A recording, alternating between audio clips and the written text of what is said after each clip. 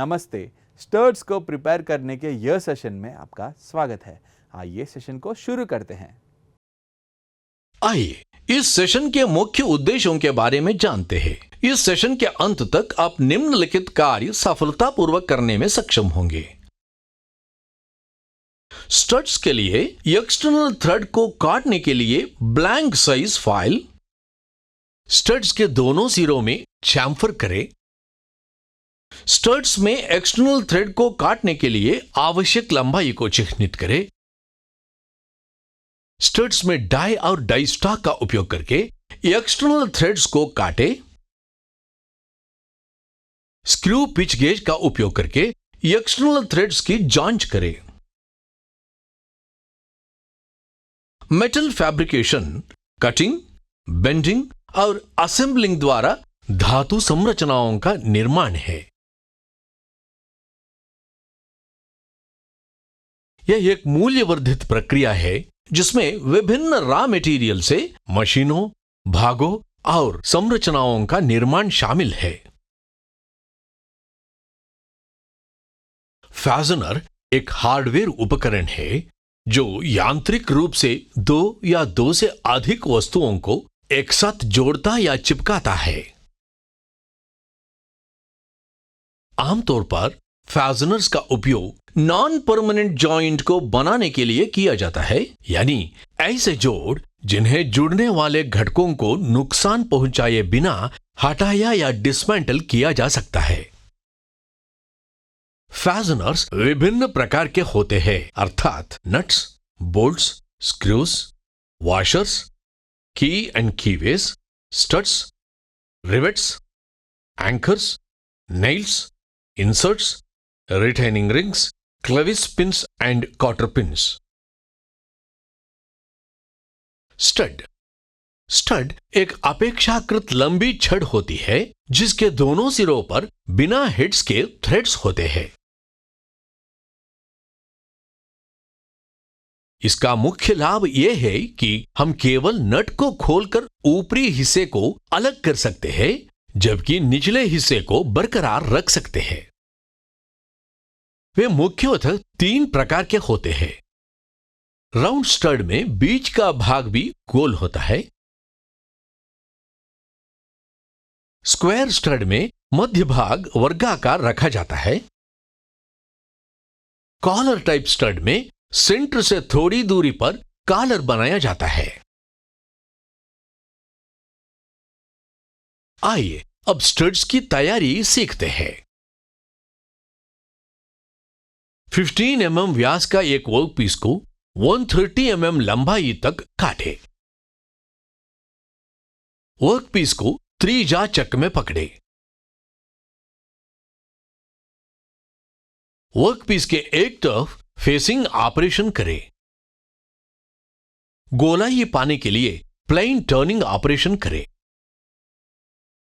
Workpiece को उसकी आधी लंबाई तक 10 mm व्यास का आकार प्राप्त करने के लिए घुमाएं। वर्कपीस को घुमाएं और व्यास को 10 mm तक घटाने के लिए दूसरे आधे भाग पर प्लेन टर्निंग ऑपरेशन करें।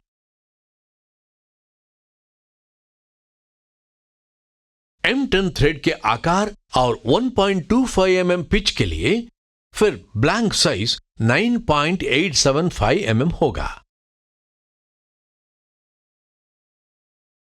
9.875 mm ब्लैंक साइज प्राप्त करने के लिए वर्कपीस को घुमाएं।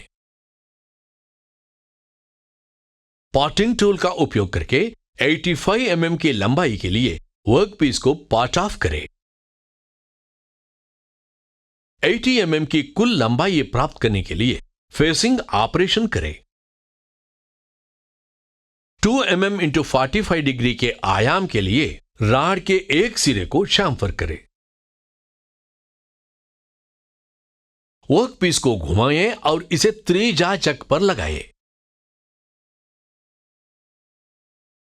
2 mm × 45 डिग्री के आयाम के लिए राड के दूसरे सिरे को शामफर करें।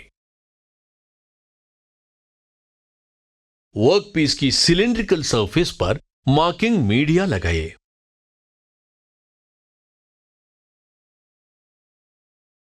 वर्कपीस को एंगल प्लेट के सहारे सरफेस वाली टेबल पर रखें।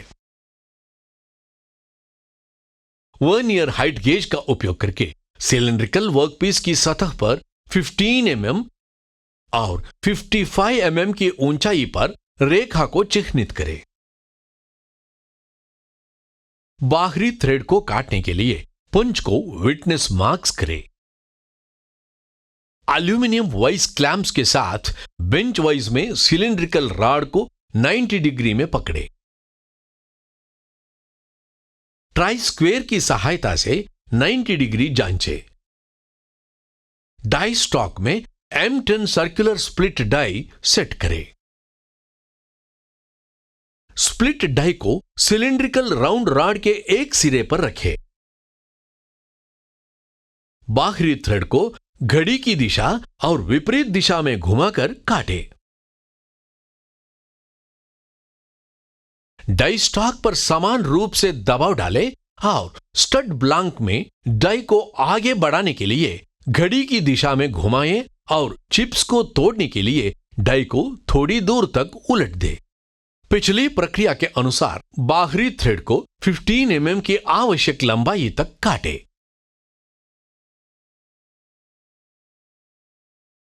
थ्रेड को पेट्रोल से साफ करें।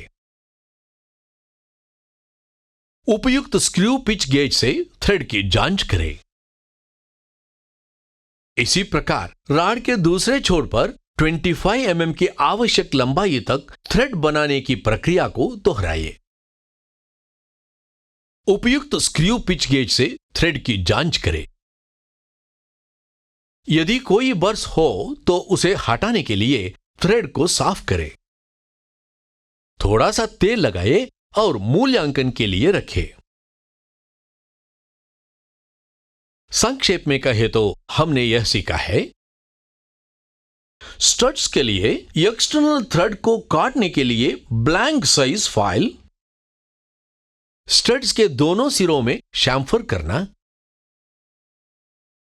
स्टड्स में एक्सटर्नल थ्रेड को काटने के लिए आवश्यक लंबाई को चिह्नित करना,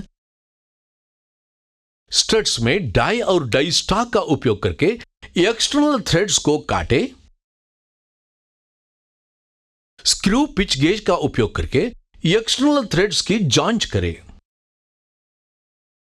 तो यह सब स्टड्स को प्रिपेयर करने के बारे में था। आशा है आप सभी कॉन्सेप्ट्स और एक्सरसाइजेस को समझ लिए होंगे। मिलते हैं अगले सेशन में।